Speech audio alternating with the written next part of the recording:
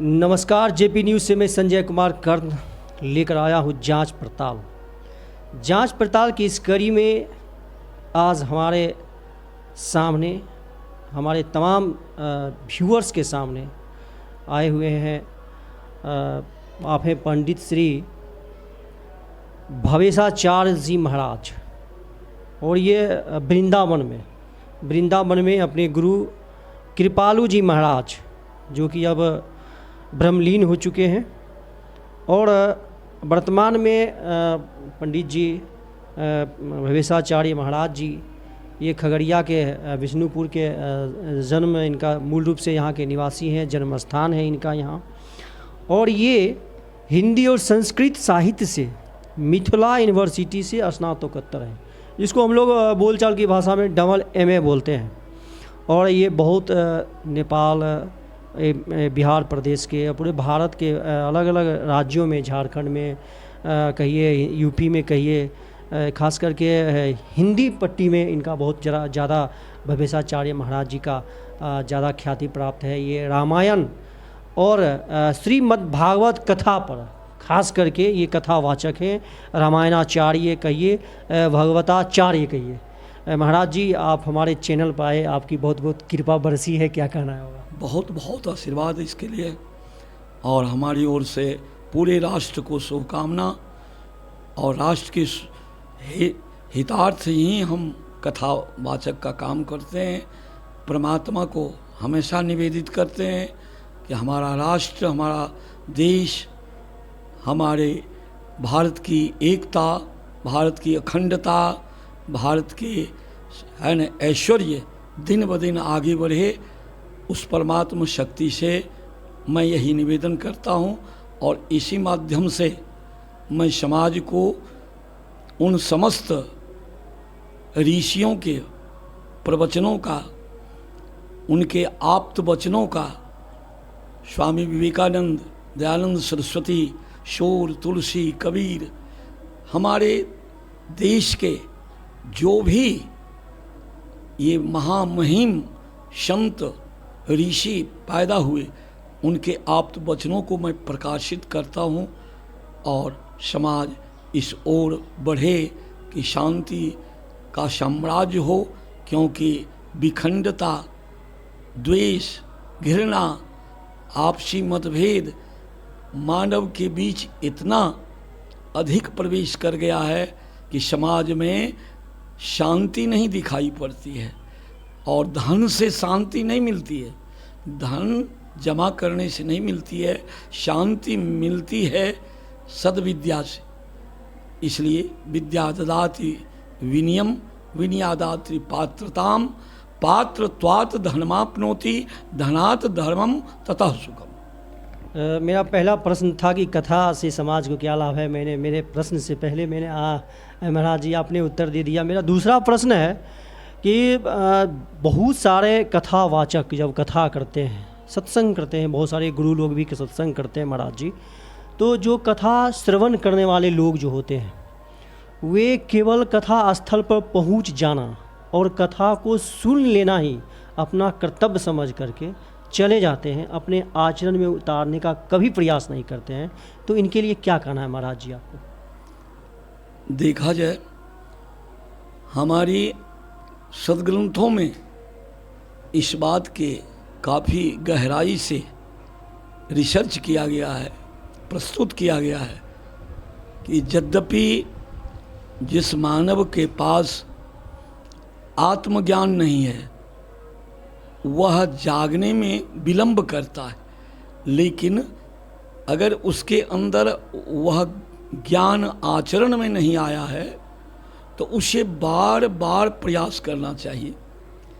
और आचारवान लभते ज्ञानम, जब तक विद्या आचरण में नहीं आती है तो वह विद्या सद्विद्या में नहीं आती है।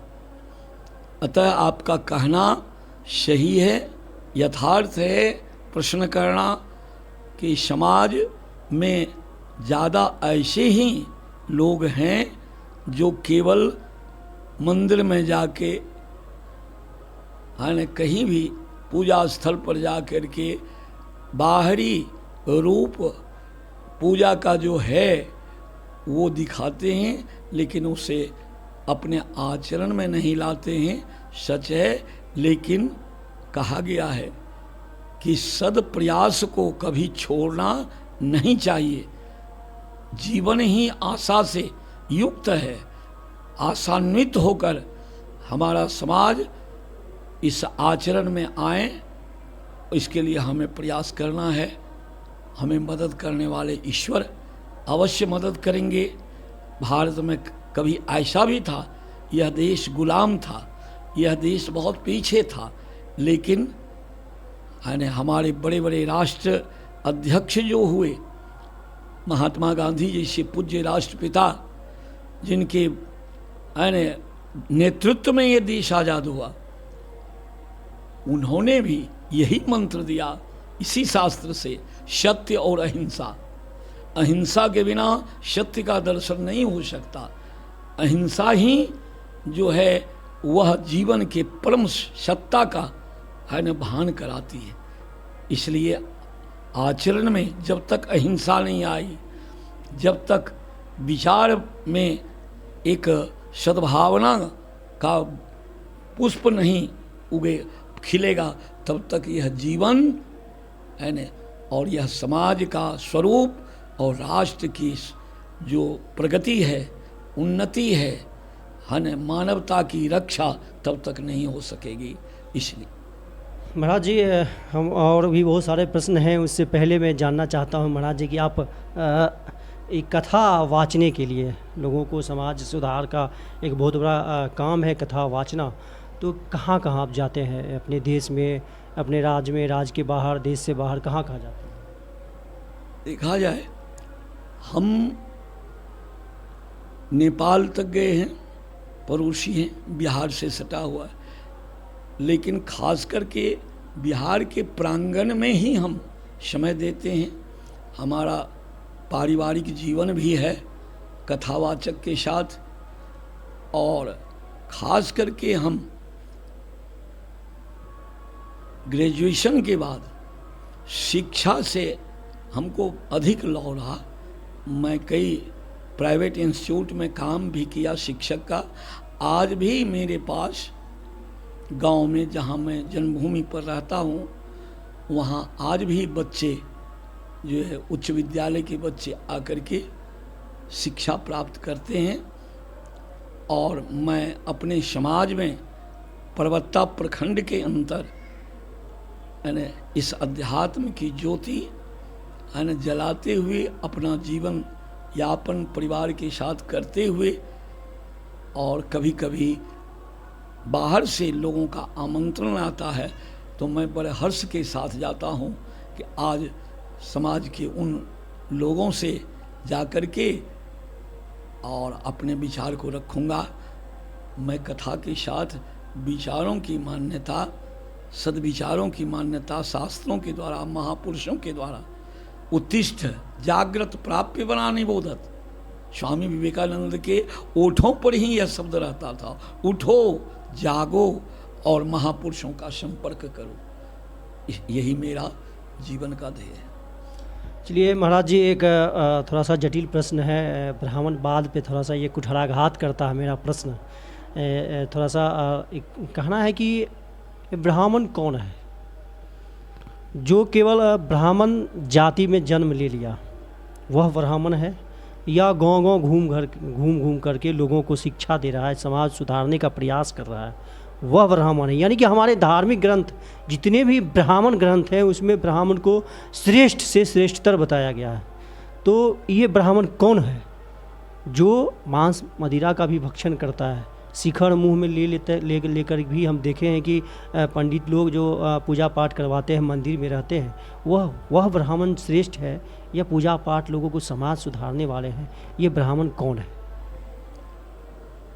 आपका प्रश्न समसामयिक बहुत उत्तम है, विचारणीय है और चिंतन का विषय है, लेकिन मैं अपने हृदय से इन सवाल का जवाब मैं शास्त्रों से देता हूँ। भगवान कृष्ण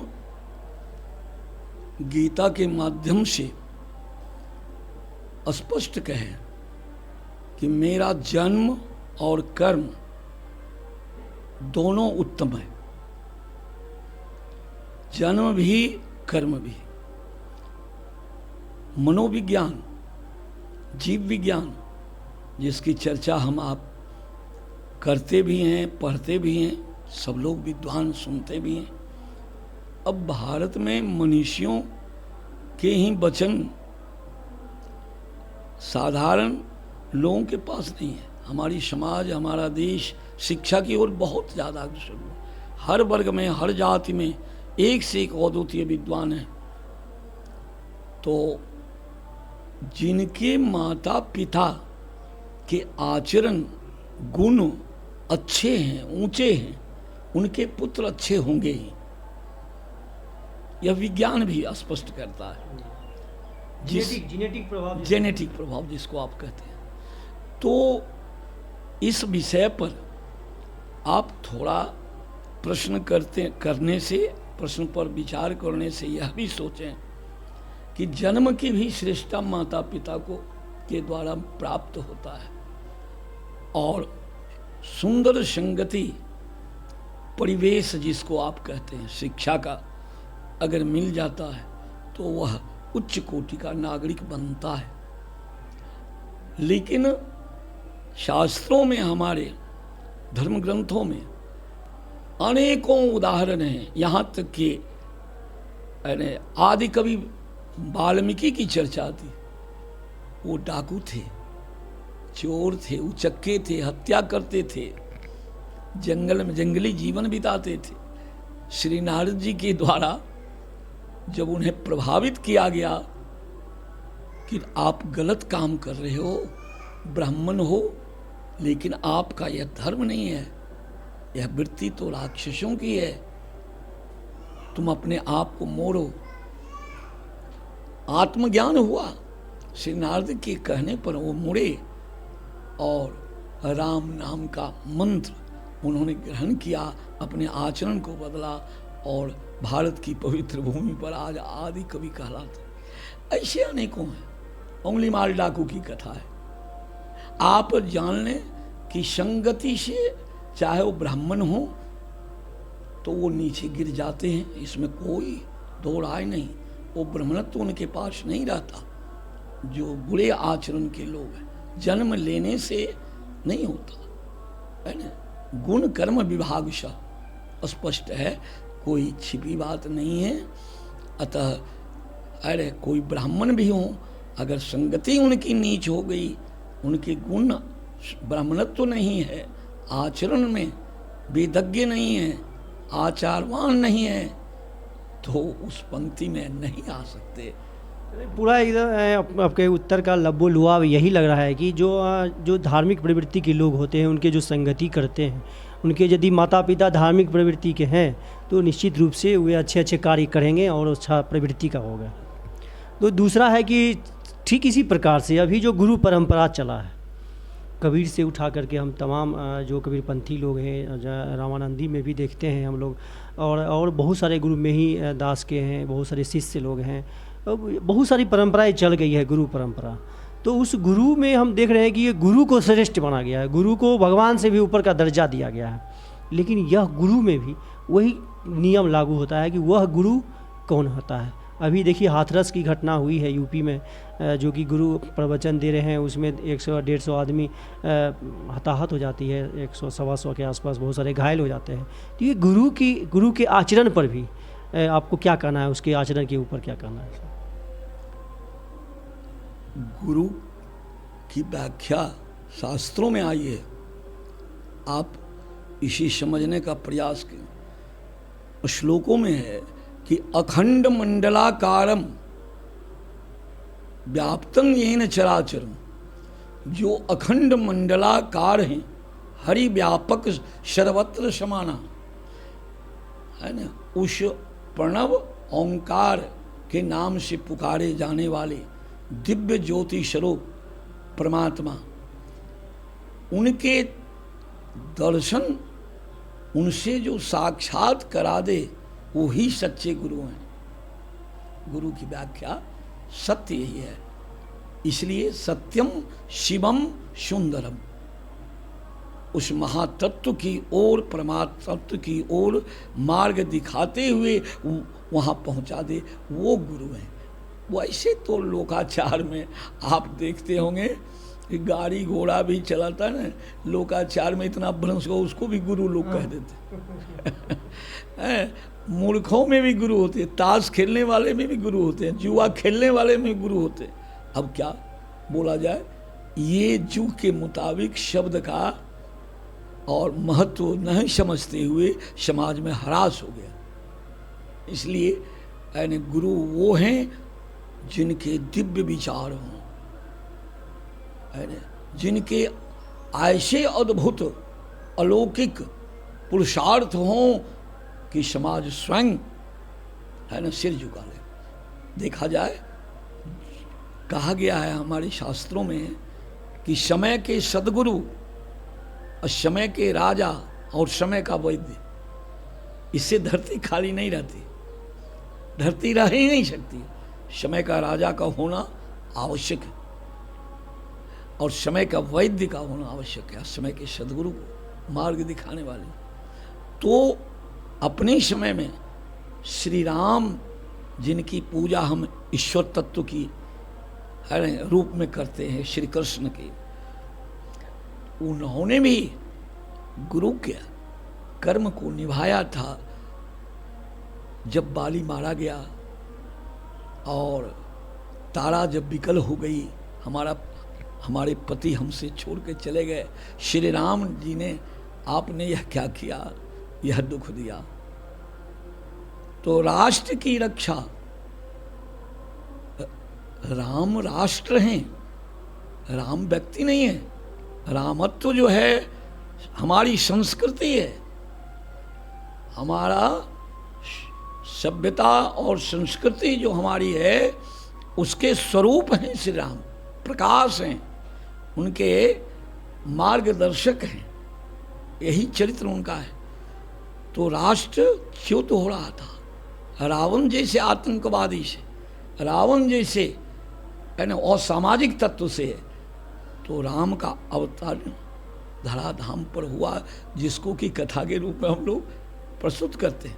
लेकिन वास्तविक सत्य यह है कि पढ़े लिखे शास्त्रज्ञ विद्वान जो समाज में हैं, जो राष्ट्र के अंदर हैं, उन्हें यह सोचना चाहिए कि राष्ट्र की रक्षा के लिए राम आए थे, संस्कृति की रक्षा के लिए आए थे। आप देखें, विश्व के किसी भी साहित्य को उल्टा के देखें तो आपको उसमें संसार के हितार्थ की बात नहीं किया है, अपने अपनी संस्कृति की रक्षा की बात की है, अपने अपने देश की रक्षा की बात की है।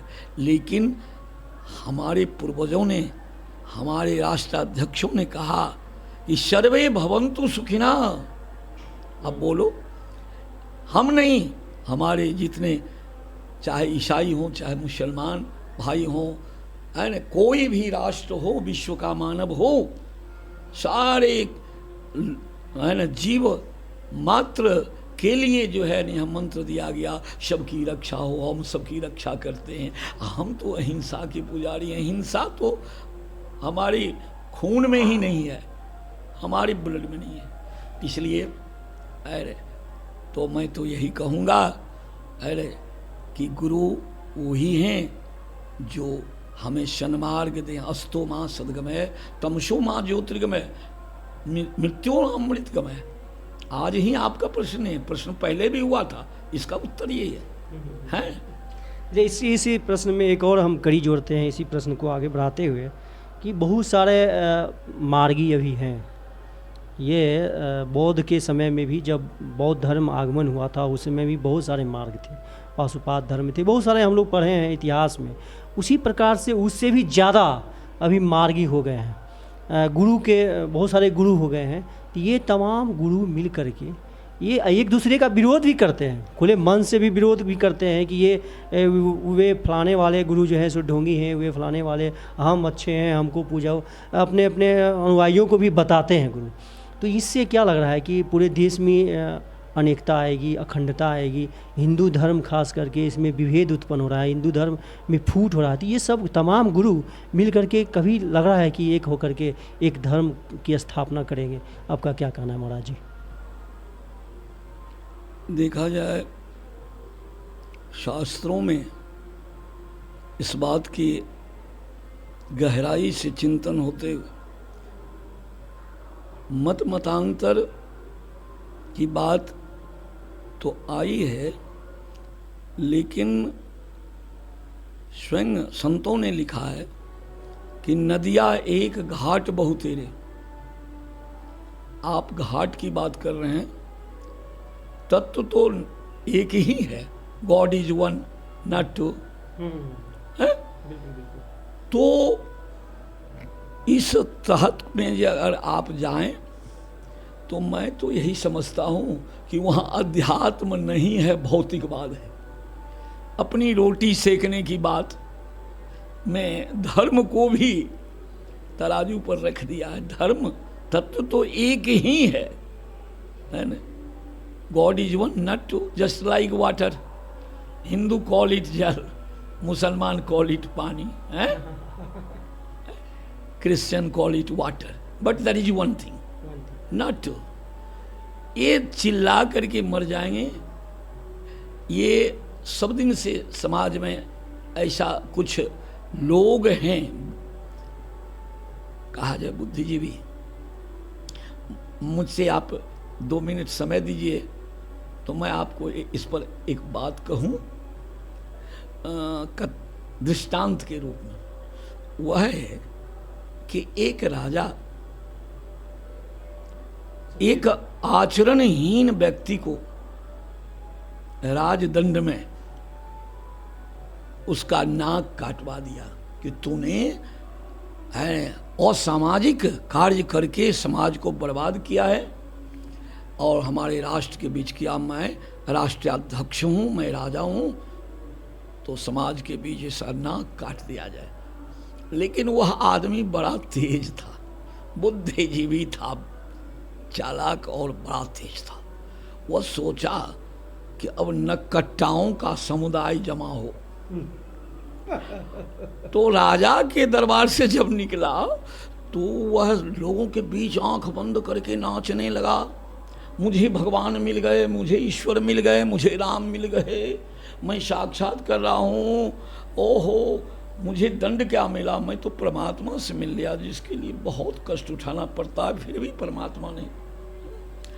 अब उसके भाव को देख करके कुछ लोग प्रभावित हो करके गए कि हमें भी कैसे प्राप्त होगा परमात्मा का मिलना। आह, जन्म जन्म मुनि जतन कराही, अंतराम कही आवत नाही है। तो आप मुझे दर्शन करा दें अगर आपको हुआ।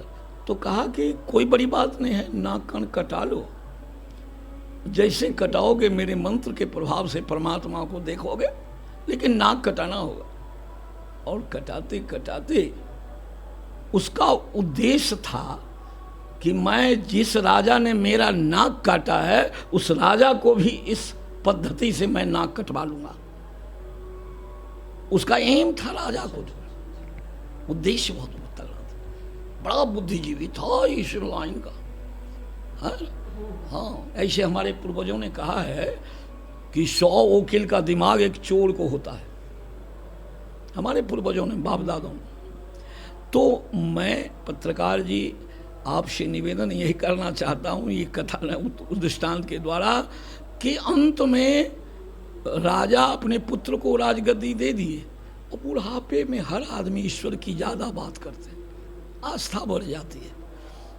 तो राजा सोचे कि है न, नक्कट्टा जो संप्रदाय है न, वो कहता है कि साक्षात परमात्मा से दर्शन हो जाता है, तो मैं भी क्यों न परमात्मा का दर्शन कर लूं जीव जीते जी।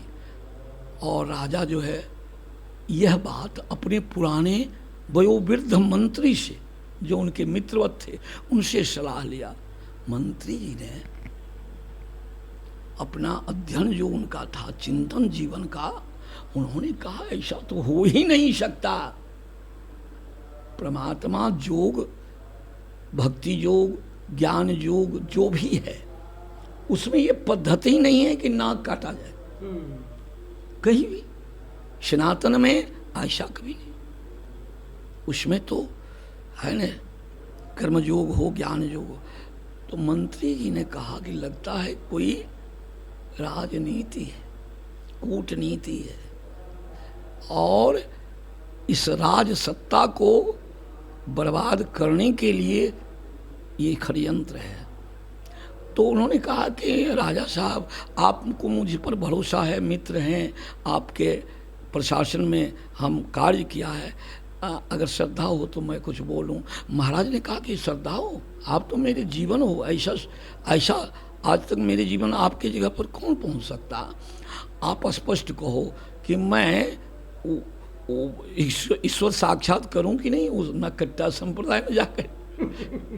तो मंत्री जी ने कहा कि माफ करेंगे, मैं पहले जाता हूं परमात्मा को पाने के लिए, मैं अपनी नाक कटा लूंगा महाराज, तब आपका नाक कटने दूंगा। इसलिए और मैं आपको स्पष्ट बता दूंगा कि इसके भीतर क्या रहस्य है। मंत्री जी गए, कहा कि जिसका नमक खाए, जिस राजा का है जीवन पाले, उनकी आज है न कहीं दुर्गति ना हो जाए। और जाके मंत्री पहुंचे और उस महंत से जा कर के, जो उस संप्रदाय के थे, उससे कहा कि हम आपके संप्रदाय में परमात्मा का दर्शन करना चाहते हैं। कहले ठीक है मंत्री जी, आप पहली प्रक्रिया उसका है, आप नाक कटाओ। मंत्री जी की नाक कट गई, कान कट गई, और उसके बाद मंत्री जी से कहा गया, जो जिसे आप लोगों को विचारना है, यह दृष्टांत कोई बहुत अच्छे दार्शनिक का है, मैं कभी पत्रिकाओं में पढ़ा था, तो आज मौका हो गया तो उसे उद्घाटित कर रहा हूँ। तो मंत्री जी ने कहा कि महाराज ईश्वर कहाँ दिखाई पड़ रहा है। कल के अरे ईश्वर क्या दिखाई पड़ेगा, अब तो नाक कट गई, अब नाक होगी, पुनः संपूर्ण राष्ट्र को नकट्टा बना देना है, और तब अपनी जीत हो जाएगी, अपना राज बनाएंगे। और कहो कि मुझे ईश्वर मिल गया, नहीं कहोगे तो ये नाक कान बचने अब दूसरी नहीं ना होगी। अब हमारे संप्रदाय में तुम आ गए, हमारे है न, तो ऐसी विचारकों ने, ऋषियों ने महाराज से आके निवेदन किया मंत्री जी ने कि महाराज आप ऐसा ना करें, वह केवल धोखा है। धर्म तो, सत्य तो एक ही है, सत्य अनेक नहीं हो सकता पत्रकार साहब, सत्य तो एक ही है। सत्य अनेक रूपों में जो भासता है वह असत्य है ना। इसलिए है न, हमारी आत्मा सत्य है, हमारी परमात्मा सत्य है, और जितने लोग हैं, जितने रंग हैं, जितने वर्ण हैं, जितने समुदाय हैं, सबके अंदर एक ही आत्मा है जो अजर अमर है न। और यह आत्मा सो मायावश भयो गुसाई बंधु कीर मरकट की नाई। ये वासना, ये जीवन के स्वार्थ परता के चलते है न, वह जीव भटक जाता है, और हम आप एक दूसरे को, जिसको सहोदर कहते हैं, एक राष्ट्र में, एक संस्कृति में, एक देश में जन्म लेना ही है न सहोदर कहा गया है। इसलिए श्री राम ने लक्ष्मण के धराशायी होने पर लंका में रोया है राम जी ने, और कहा है अस विचार जिय जागहु ताता, मिलई न जगत सहोदर भ्राता। सहोदर का, जबकि लक्ष्मण सहोदर है नहीं, लक्ष्मण सुमित्रा के गर्भ से और श्री राम कौशल्या के गर्भ से। हमारे साहित्यकारों का जो है न, सचमुच में राष्ट्र कवि दिनकर, राष्ट्र कवि मैथिली शरण गुप्त, हरिऔध जैसे है न, जो आधुनिक भारत को सजाए है न, तो सहोदर तो यह पृथ्वी मेरी माता है, इस पृथ्वी माता के उदर से हम जितने हैं सब सहोदर भाई हैं। ये आपस में कटुता, आपस में द्वेष है नहीं, ये सब संगति के चलते हैं। आखिरी प्रश्न महाराज जी, आत्मा परमात्मा, कथा प्रवचन, ये सारी बातें होती है, और धन वित्त का इसमें कहाँ महत्व है, या ज़्यादा महत्व धन का ही है, वित्त ही सब कुछ है? ये आपका क्या कहना है इस पे, लोगों पर क्या संदेश देना है आपका? देखिए, आपने जो अभी प्रश्न किया वह वाक्य है, वित्त ही को हटा दीजिए, अच्छा रहेगा। ही नहीं सब कुछ, वित्त ही सब कुछ नहीं है। नहीं है, ही को हटा दीजिए महाराज, है न। लेकिन वित्त की महत्ता जीवन के लिए परमावश्यक है। यह आज से नहीं, अर्थ की महत्ता बताई गई है पुराने समय में। आप चाणक्य जी जैसे विश्व के एक अकेला दार्शनिक और वह उद्भट विद्वान जो चंद्रगुप्त को, ऐसा एक अनाथ बालक के रूप में चंद्रगुप्त था, है? और उसी इस राष्ट्र का राष्ट्रीय अध्यक्ष बनाने वाला वह परम दिव्य गुरु श्री चाणक्य जी ने उसकी महत्ता बताई है। सारे विद्वान हर हाई स्कूल में, हर महाविद्यालय में, हर उच्च शिक्षण संस्थान में एक से एक हमारे देश में अद्वितीय विद्वान है। वहाँ पर ये चंदन टीका लगा करके हमारे प्रवचन करके और उनकी महत्ता को कोई अगर ठुकरा रहा है कि मैं ईश्वर को जान गया, मैं सब कुछ जान गया, तो यह मिथ्या है न, कपोल कल्पित जिसको कहा जाए, और उसको कहा जाए आत्महीन है वह, और दूसरे को भी आत्महीन बना। जो आत्म शक्ति प्राप्त करके चला है भारत भूमि पर, तो वैसा उज्जवल हमारे एक से एक विनोबा भावे, महात्मा गांधी, उसके पहले रामकृष्ण परमहंस, विवेकानंद, दयानंद सरस्वती, है न, सूर, तुलसी, कबीर, दिव्य शब ज्योति इस देश में हुई है। फिर भी लोग उस प्रकाश में फिर भी सत्य नहीं दिखाई पड़ रहा है। मुझे तो ये लगता है कि वो जो कहा गया, हम लोग कभी कभी गाते हैं कि ईश्वर नहीं चाह रहे, आप इच्छा सर्वो नास्ति देव इच्छा प्रबला, ऐसा कहा गया कि देव की इच्छा प्रबल होती है और वह मनुष्य को सही रास्ते पर जैसा चाहता वैसा।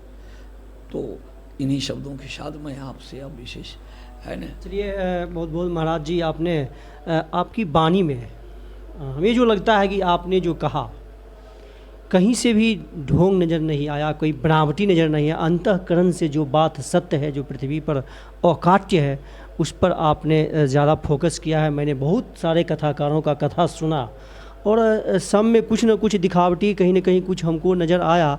लेकिन आज जो हमारे चैनल पर आए आप, हमें तो बहुत सारे लोगों को कहता हूँ कि मैं आपको बहुत बहुत धन्यवाद, लेकिन मैं कहता हूँ कि महाराज जी आपकी बहुत बहुत कृपा बरसी मेरे चैनल पर। सो आप मेरे चैनल पर अपने वकाट्य वाणी को और अपने व्यूअर्स को दिखाए। बहुत बहुत मैं सभी श्रोताओं को और आपको साथ साथ साधुवाद करता हूँ, धन्यवाद करता हूँ, और ईश्वर करे कि हमारा राष्ट्र सही मार्ग पर चले, सत विचार पर चले। साहित्य का अर्थ ही है जो सच्चा हित करे वही साहित्य। जो सच्चा हित ना करे, चाहे वो कितनों बड़े पंडित कहलाने वाला डिग्रीधारी हो और चाहे कोई भी हो, उसके ज़रूरत नहीं है। इसलिए देश को जब जिसकी ज़रूरत हुई है, राष्ट्र उस ईंधन को जमा कर लिया है।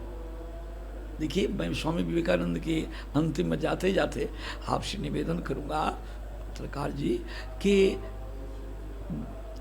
विवेका जी ने स्पष्ट कहा है एक जगह, मैं विवेकानंद संचयन एक पुस्तक था उसका मैं थोड़ा सा अध्ययन किया, उन्होंने कहा राष्ट्र की चिंता नहीं करो,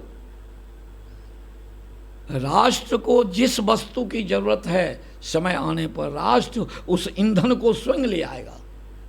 अब सोच आ जाए इसके।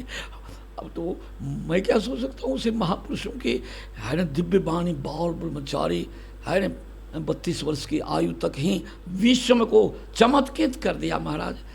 गौरव है सनातन को वैसे महापुरुषों पर, है ना, वैसे बेटों पर। इसलिए मैं भगवान से वही निवेदन करता हूँ कि आप इस धरती पर आए हो, सुना है, और हम भी गाते हैं भजन कीर्तन, है ना, प्रवचन भागवत। तो अगर कहीं हो तो अब गौआ तेरी रो रही है, जमुना तट बिलख रही है ना, और गोपिकाएं तुम्हारी याद में अब अन्न जल छोड़ दी है। इसलिए इस भारत भूमि को कन्हैया, हे श्री राम, पुनः आकर के एक बार अवलोकन करके यहाँ के लोगों को फिर सन्मार्ग दो। यही जय भारत।